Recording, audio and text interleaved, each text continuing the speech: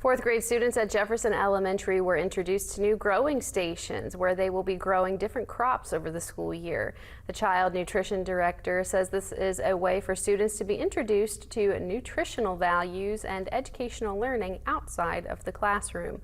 Our Peyton Brooker was in Parkersburg for this story. Jefferson Elementary School are integrating new growing stations at the school.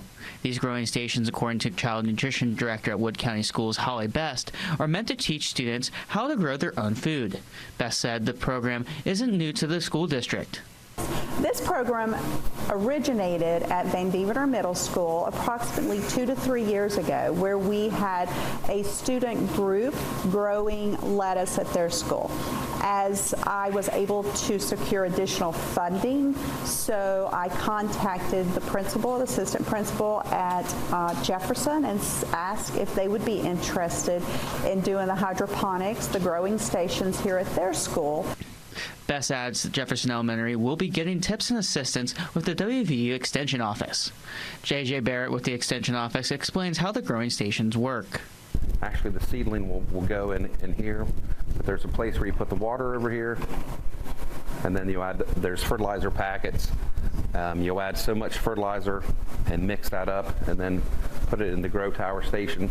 It circulates it and it provides its own light source. A lot of home gardeners or backyard gardeners, if they're going to start seedlings, they'll use the grow lights, but these lights are already integrated into this system. The assistant principal at Jefferson Elementary, Cindy Oxender, says the growing stations can be used for learning outside the classroom. These growing stations allow students to apply what they're learning in health classes, in math classes. Imagine learning about how to calculate volume or how to measure how much a plant has grown over the course of several months.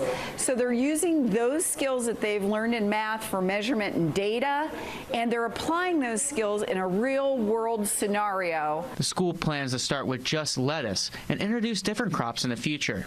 Barrett and Best say this can be a great way to introduce healthy eating habits and for students to learn more about gardening.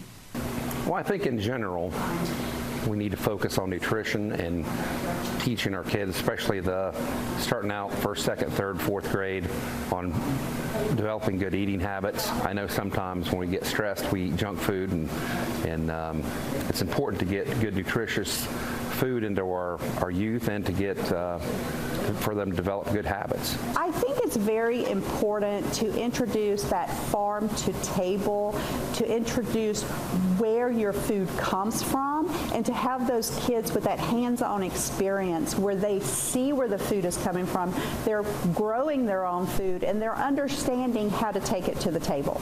This is Peyton Brooker in Parkersburg, WTAP News. This is home.